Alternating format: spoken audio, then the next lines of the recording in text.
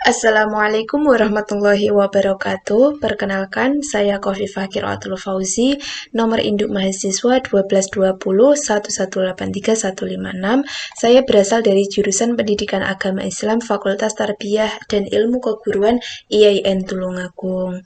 Pada kesempatan kali ini, izinkan saya untuk memaparkan materi terkait hormat dan patuh kepada kedua orang tua dan guru.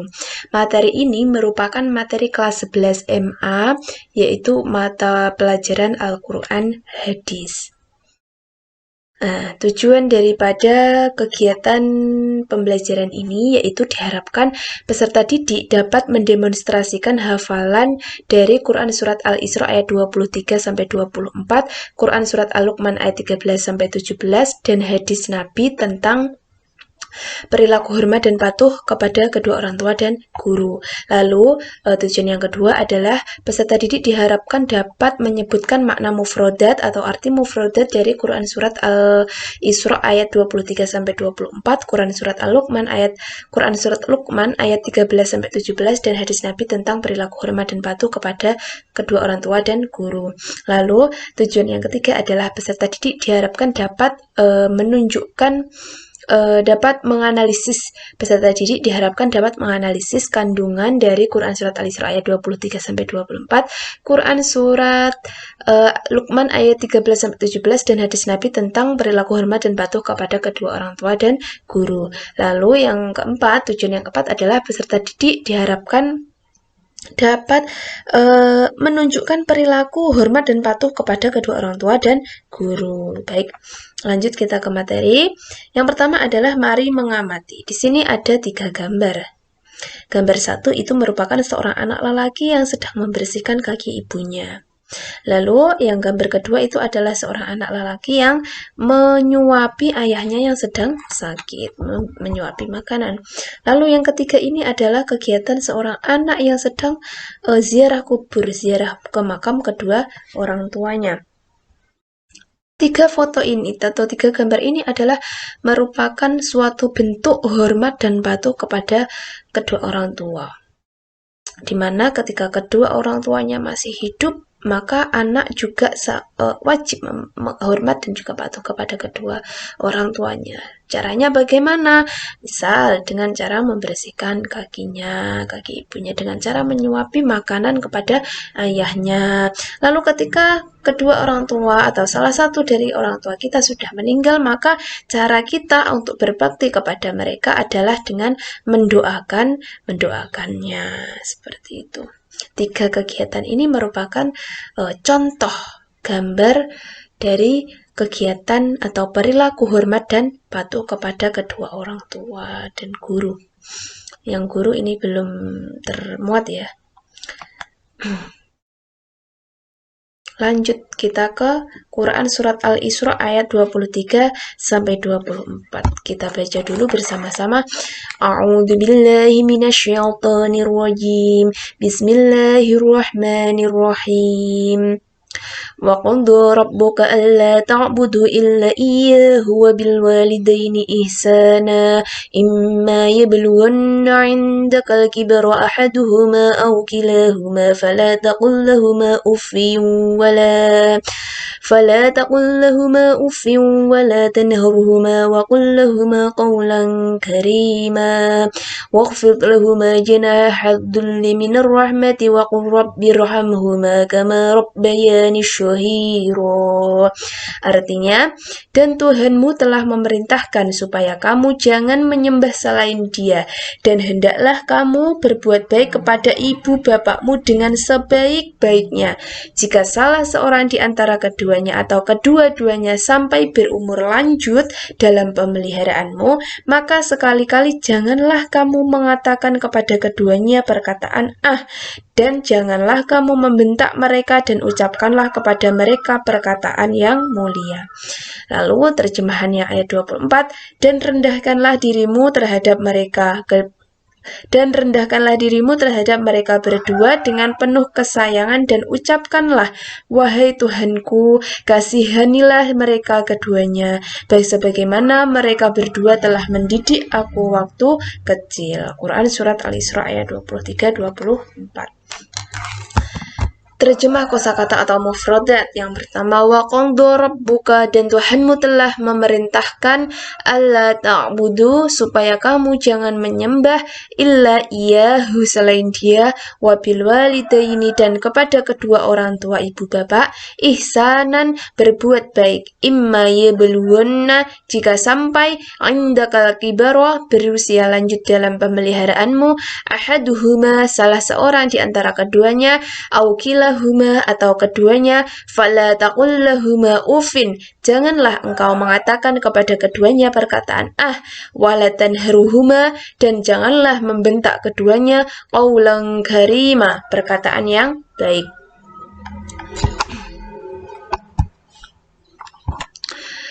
Wahfid lahuma, dan rendahkanlah dirimu terhadap keduanya, minar rahmah, dengan penuh kasih sayang, irhamhuma, sayangilah keduanya, kama rabbayani shaghira, sebagaimana mereka berdua telah mendidik aku waktu kecil. Kandungan dari Quran Surat Al-Isra ayat 23-24. Ibnu Katsir menjelaskan bahwa Allah memerintahkan kepada para hambanya untuk menyembah Allah semata. Hal ini termaktub pada bunyi ayat pertama dari Quran Surat Al-Isra tadi. Wa qadha rabbuka alla ta'budu illa iyyahu. Nah, artinya dan Tuhanmu telah memerintahkan agar kamu jangan menyembah selain Dia. Berarti di sini Allah memerintahkan kepada para hambanya untuk menyembah Allah semata.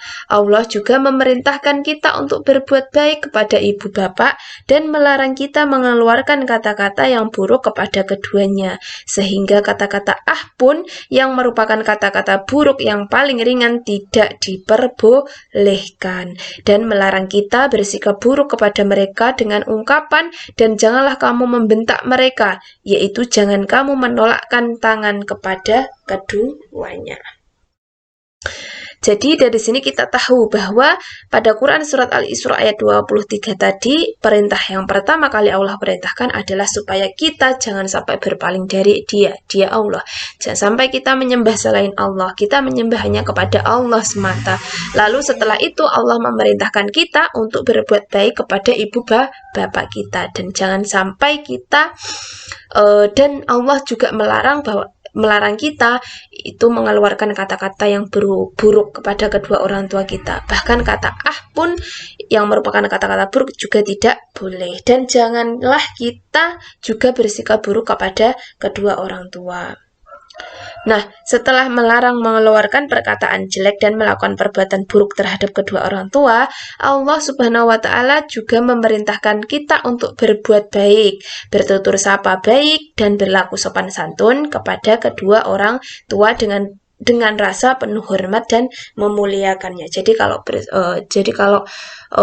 dengan kedua orang tua itu harus berbuat baik, bertutur kata, bertutur sapa yang baik, dan berlaku sopan santun kepada kedua orang tua dengan rasa penuh hormat dan memuliakannya. Tentunya hal ini juga bisa kita terapkan kepada para guru kita, karena guru kita itu adalah orang tua kedua kita. Jadi guru kita itu adalah orang tua kita ketika kita berada di sekolah. Guru kita telah berjasa sangat besar dalam mengajari kita, mendidik kita, membimbing kita. Jadi inilah yang dimaksud guru itu sebagai orang tua kedua kita, karena guru itu juga memberikan pendidikan kepada kita, memberikan ilmu kepada kita, sehingga kita itu bisa menjadi manusia yang berguna, sehingga kita bisa mencapai cita-cita kita. Maka juga hal yang saya lontarkan tadi itu juga berlaku kepada guru kita. Jadi kalau dengan guru kita itu juga harus bertegur sapa, terus bertutur sapa yang baik, terus berperilaku yang sopan. Jangan sampai kita membentak-bentak kepada kedua orang tua dan juga guru kita. Lanjut, Sementara itu, Quraisy Shihab menyatakan bahwa ayat-ayat di atas memberi tuntunan kepada kita agar berbakti kepada kedua orang tua secara bertahap. Dimulai dengan jangan engkau mengatakan kepada keduanya perkataan ah, lalu dilanjutkan dengan adanya keharusan mengucapkan kata-kata yang mulia. Ini lebih tinggi tingkatannya dari tuntunan yang pertama karena mengandung pesan atas penghormatan dan pengagungan melalui ucapan. Selanjutnya meningkat lagi dengan perintah untuk berperilaku yang menggambarkan kasih sayang sekaligus kerendahan hati di hadapan kedua orang tua. Perilaku yang lahir dari rasa kasih sayang akan bisa menjadikan mata sang anak tidak lepas dari orang tua. Sang anak selalu memperhatikan dan memenuhi keinginan orang tuanya. Tentunya ini keinginan ini adalah keinginan yang baik, yang positif, yang tidak menyimpang dari syariat Islam. Akhirnya sang anak dituntut untuk mendoakan orang tua sambil mengingat jasa-jasa mereka terlebih di saat masih kecil. Jadi Quraisy Shihab ini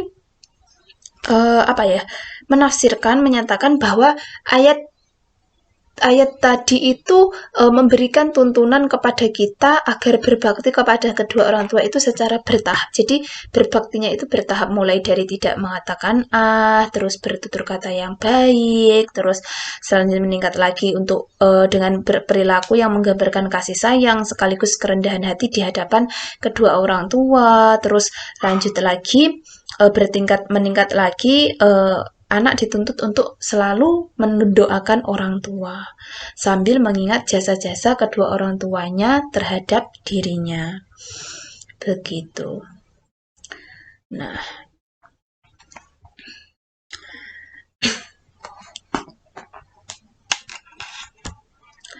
maka dengan demikian bisa dikatakan bahwa Quran Surat Al-Isra ayat 23-24 ini memuat konsep pendidikan karakter, yaitu sistem pendidikan yang utuh dan paripurna.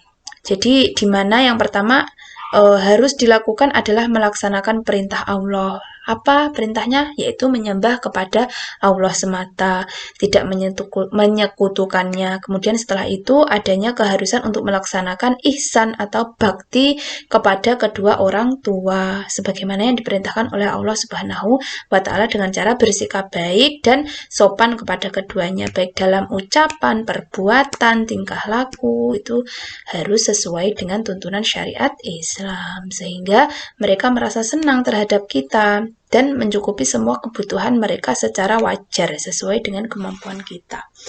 Jadi orang tua itu kalau sudah tua itu merupakan sebuah kewajiban bagi anak untuk selalu merawat kedua orang tua kita, sebagaimana kedua orang tua kita dulu merawat kita ketika kita masih kecil.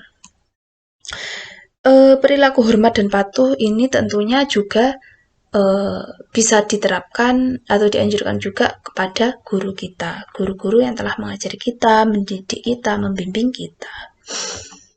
Lanjut ke surat Al-Luqman, Quran surat Luqman ayat 13-17. Bismillahirrahmanirrahim. Wa idh qala Luqmanu li ibnihi wa huwa ya'iduhu ya bunayya la tusyrik billahi inna syirka la zulmun 'adzim. Wa wasyayna al-insana biwalidayhi hamalathu ummuhu wahnan 'ala wahnin wa fishaluhu fi 'amayn أن اشكر لي ولوالديك إلي المصير وإن جاهدك على أن تشرك بي ما ليس لك به علم فلا تطعهما وصاحبهما في الدنيا معروفا واتبع سبيل من أناب إلي مرجعكم فأنبئكم بما كنتم تعملون يا بني إنها إن تك مثقال حبة من خردل فتكن في صخرة أو في السماوات أو في الأرض يأت بها الله إن الله لطيف خبير يا بني أقم الصلاة وأمر بالمعروف وانهى عن المنكر واصبر على ما أصابك إن ذلك من عزم الأمور.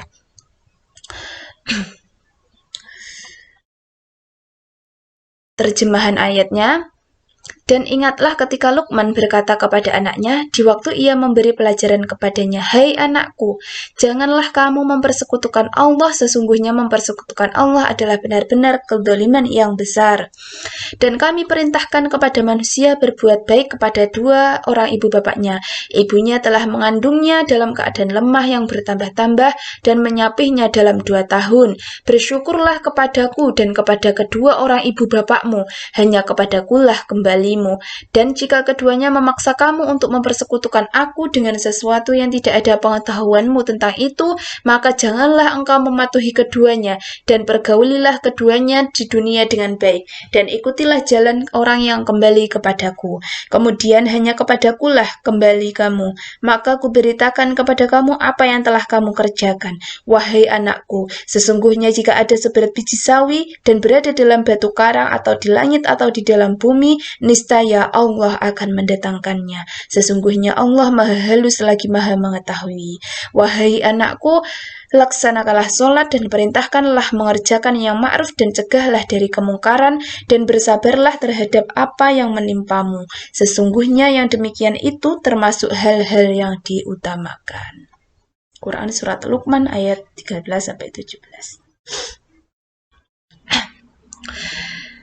Terjemahan kosakata atau mufradat, wa idh qala Luqman, dan ingatlah ketika Luqman berkata, wa huwa ya'iduhu, dia memberi pelajaran kepadanya, ya bunayya, wahai anakku, la tusyrik, janganlah engkau mempersekutukan, wa wasyaina, dan kami perintahkan, wa in jahadaka, keduanya memaksamu, fala tuti'huma, maka janganlah engkau menaati keduanya, wa syahibuhuma, dan pergaulilah keduanya, fa'unabbi'ukum, maka aku beritahukan kepadamu, mithqala habbatin, sesuatu perbuatan seberat biji. Hamalathu ummuhu, ibunya telah mengandungnya, wahnan ala wahnin, dalam keadaan lemah yang bertambah-tambah, wa wishaluhu, dan menyapihnya, ilayyal masyir, hanya kepada aku kembalimu, min khordalin sawi, fatakun fi sokhratin, berada dalam batu, ma'asyabaka, apa yang menimpamu, min azmil umur, perkara yang penting.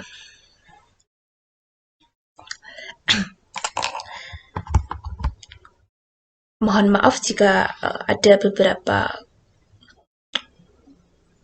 lisan saya yang kurang jelas karena sedang sakit gigi ini.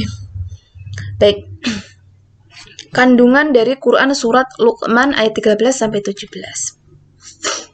Ayat 13 menjelaskan bahwa syarat untuk mendidik anak hendaknya dilandasi dengan lemah lembut dan kasih sayang. Jadi, dalam mendidik anak, bapak ibu dan juga calon bapak ibu itu harus mendidiknya, harus dilandasi dengan lemah lembut dan kasih sayang. Kata ya'iduhu diambil dari kata was, yang bermakna nasihat yang menyangkut berbagai kebajikan dengan cara menyentuh hati. Dengan penyampaian yang lemah lembut, tidak membentak, dan panggilan sayang kepada anak. Kata bunayya juga mengisyaratkan kasih sayang. Hal ini tentunya juga berlaku kepada para guru dalam mendidik para peserta didiknya. Jadi baik kedua orang tua, baik para guru dalam mendidik seorang anak itu harus dilandasi dengan lemah lembut dan kasih sayang. Jangan sampai para kedua orang tua, para calon orang tua, calon guru dan juga guru dalam mendidik anak itu jangan kita membentak-bentak. Harus dengan lemah lembut, menyentuh hati, dan panggilan sayang. Supaya anak itu bisa batinnya atau hatinya itu tembus gitu. Bisa tembus antara guru dan juga ke murid, antara orang tua ke anak itu supaya bisa saling kontak hati batinnya itu. Beda lagi kalau caranya dengan cara membentak-bentak dengan perlakuan kasar, itu nanti cenderung menjadikan anak tersebut itu semakin menjadi, semakin tidak nurut, semakin berani. Jadi seperti ketika kita mendidik seorang anak maupun murid itu harus dilandasi dengan lemah lembut dan kasih sayang. Supaya anak itu bisa calm down. Artinya supaya anak itu tidak tidak juga emosi, sehingga dia itu ketika kita menegurnya, misalnya dia melakukan kesalahan, ketika kita menegurnya dengan bahasa yang pelan, dengan lemah lembut, maka hatinya dia itu akan bergetar dan akan memberikan rangsangan bahwa atau rangsangan berupa perenungan atas perbuatan yang telah dia lakukan. Dia bisa berpikir ketika dia merasakan rangsangan dari lemah lembutan nasihat itu tadi, kemudian dia akan berpikir, oh saya tadi memang betul melakukan kesalahan. Nah, jadi anak tidak memberontak. Jadi anak tidak memberontak. Ya memang sulit terlebih untuk anak-anak zaman sekarang yang cenderung berani terhadap kedua orang tuanya. Namun ini sebuah ujian bagi kedua orang tua. Sebisa mungkin harus bersikap lemah lembut dan kasih sayang dalam mendidik anak. Lanjut dalam ayat 14. Allah menggambarkan kesusahan seorang ibu dalam merawat anaknya luar biasa, dan penggambaran jasa ibu yang demikian luar biasa ini dikarenakan peranan ibu ini sangat berat, mulai dari proses mengandung itu ada beberapa hal yang harus dihindari, ada yang namanya sirian, kalau orang Jawa namanya sirian. Jadi itu dari proses mengandung itu sudah berat, apalagi proses melahirkan, lalu menyapih, lalu merawatnya. Wah, ini benar-benar sangat berat sekali. Kata wahnan berarti kelemahan atau kerapuhan, yaitu ibu dalam kondisi sangat lemah saat mengandung anaknya. 9 bulan 10 hari anak berada dalam kandungan. Pada saat proses mengandung itu perasa mual, terus biasanya ya sirian-sirian seperti itu, terus kemudian melahirkan yang taruhannya nyawa, kemudian menyapihnya, ini adalah sesuatu yang sangat berat, sehingga inilah kenapa Allah menggambarkannya supaya anak itu bisa merenungi bahwa ketika anak itu dengan jasa yang begitu luar biasanya seorang ibu melahirkan ini, supaya menjadi bahan renungan bagi seorang anak, supaya dia ini bisa bersikap hormat dan patuh kepada ibunya terutama. Karena ini gambarannya, ini seorang ibu telah merawat anaknya, begitu besar jasanya, hingga ini sebisa mungkin menjadi dorongan bagi seorang anak untuk senantiasa berperilaku hormat dan patuh kepada kedua orang tuanya, terutama ibunya yang telah mengandung dan melahirkannya. Lanjut ayat ke-15, menjelaskan tentang larangan untuk taat kepada orang tua dalam hal mendurhakai Allah, dan nasihat Luqman kepada anaknya tentang menolak segala bentuk kemusyrikan dimanapun mereka berada. Ayat ini sekaligus juga memberitahu bahwa memperlakukan keduanya dengan baik hanya terkait dengan dalam urusan dunia, bukan keagamaan, seperti halnya Nabi Ibrahim AS yang tetap berlaku santun kepada bapaknya sekalipun pembuat berhala. Namun Nabi Ibrahim AS tidak sependapat dalam hal akidah dengan ayahnya. Baik, ini saya rasa juga sudah jelas bahwa pada ayat 15 ini diterangkan bahwa Allah melarang kita, melarang anak itu, oke, anak harus taat patuh kepada kedua orang, harus hormat dan patuh kepada orang tuanya, melaksanakan apa yang diperintahkannya. Namun anak juga harus tahu perintahnya ini untuk apa, baik apa buruk, boleh apa tidak menurut Islam. Ketika perintah dari kedua orang tua ini menyeleweng atau menyimpang dari syariat Islam, maka anak itu dilarang untuk melaksanakan perintah tersebut.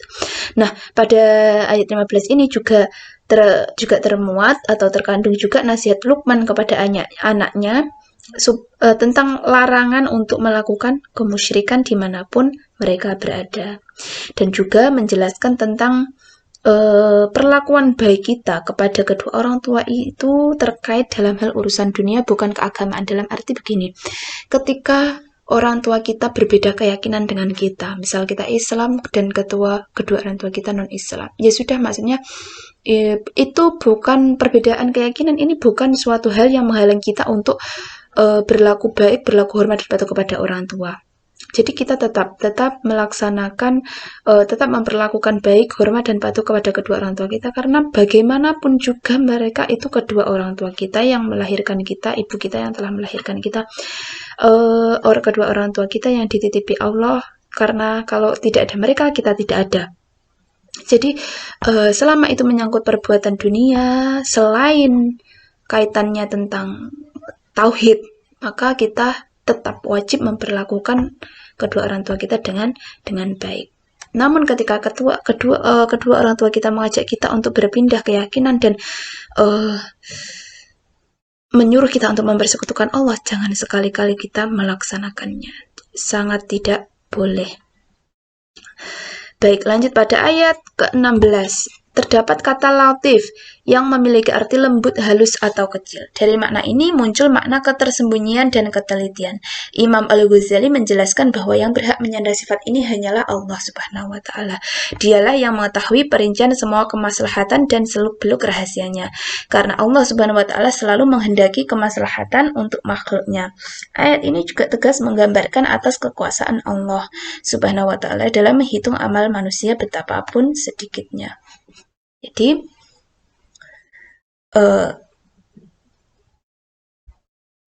Allah ini maha latif, maha lembut. Latif. Kita harus memperlakukan kedua orang tua kita itu secara lembut dan halus.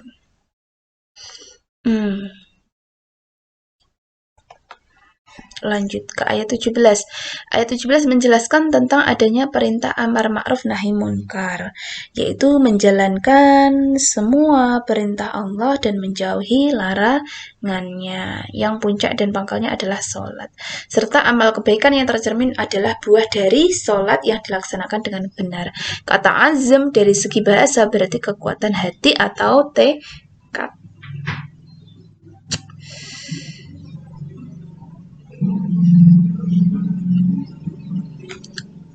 Hadis tentang hormat dan patuh kepada kedua orang tua dan guru. Hadis riwayat Muslim dari Abu Hurairah nomor 4627. Haddatsana Syaiban bin Farrukh, haddatsana Abu Awanah an Suhail an abihi an Abi Hurairah an Nabi sallallahu alaihi wasallam qala rahima anfu thumma rahima anfu thumma rahima anfu qila man ya Rasulullah qala man adraka abawayhi 'inda al-kibari ahaduhuma aw kilahuma aw kilaihima falam yadkhul al-jannah.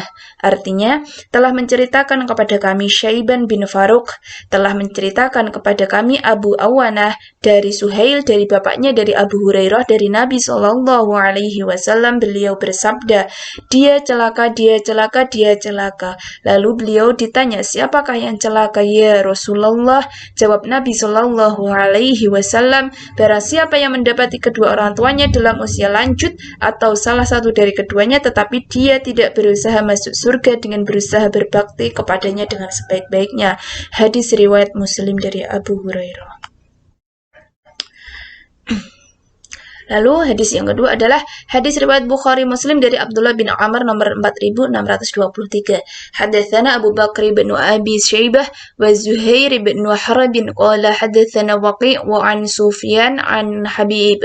Hadatsana Muhammad bin al-Muthanna hadatsana Yahya ya'ni bin Sa'id al-Qattan عن سفيان وشعبة قال حدثنا حبيب عن أبي العباس عن عبد الله بن عمرو قال جاء رجل إلى النبي صلى الله عليه وسلم يستأذنه في الجهاد فقال أحي وليدك قال نعم قال ففيهما فجاهد.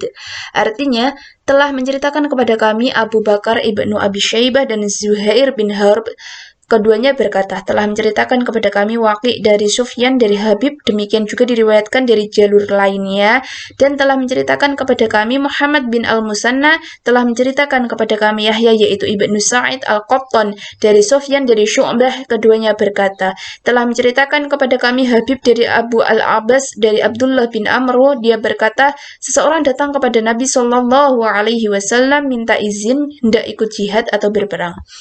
Lalu Nabi Shallallahu Alaihi Wasallam bertanya kepadanya, apakah kedua orang tua masih hidup? Jawab orang itu masih. Sabda beliau, berbakti kepada keduanya adalah jihad. Hadis riwayat Bukhari Muslim dari Abdullah bin Amr.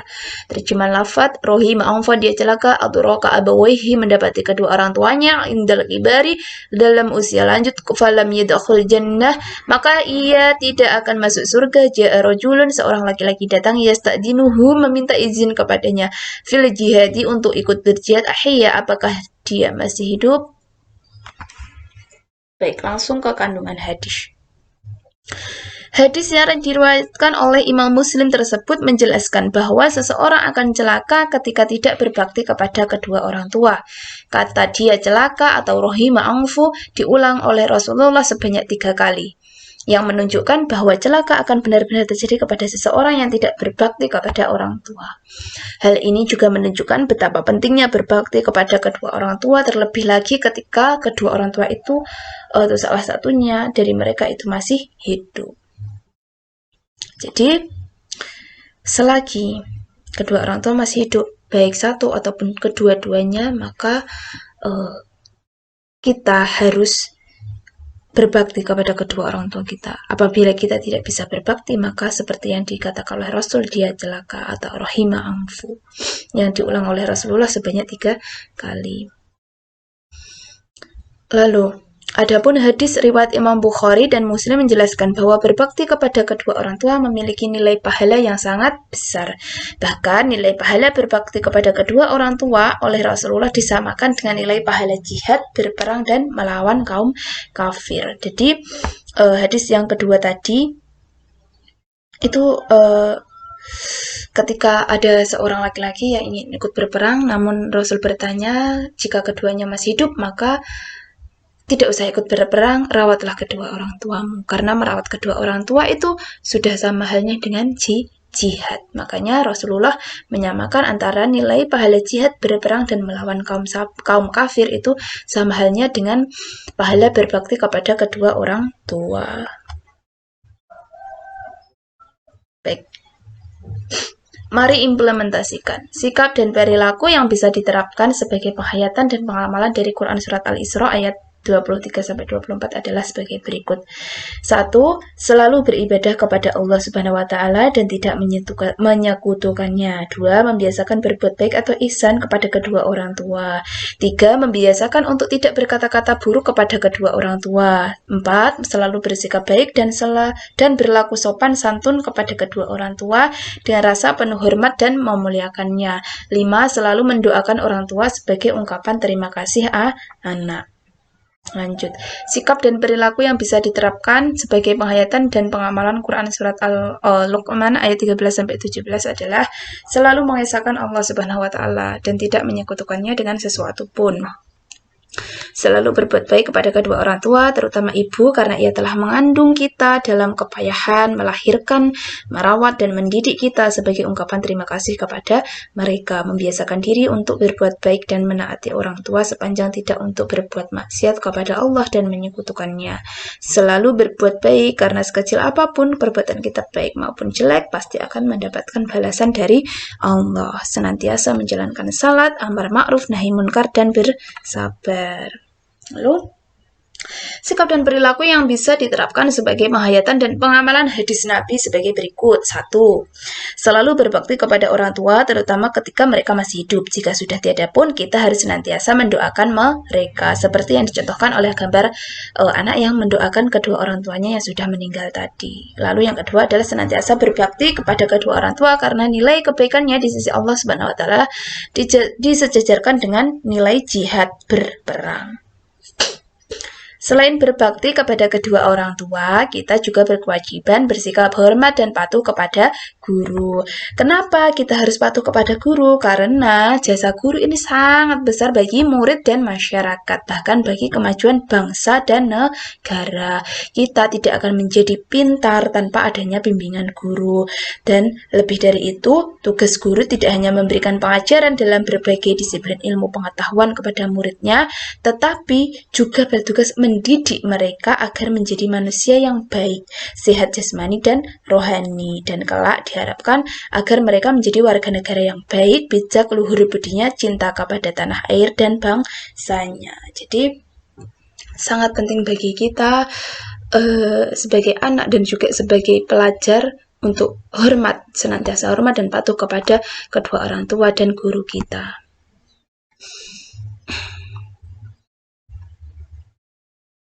Baik, burung kutilang, burung merpati terbang di langit bersama-sama. Cukup sudah penjelasan hari ini, semoga bermanfaat bagi kita bersama. Menanam jagung di kebun Hasan, tak lupa untuk selalu menyiram. Karena telah selesai pembahasan, maka diakhiri dengan salam. Cukup sekian pembahasan dari saya, ada kurang lebihnya saya mohon maaf. Billahi taufiq wal hidayah wal idha wal inayah. Wassalamualaikum warahmatullahi wabarakatuh.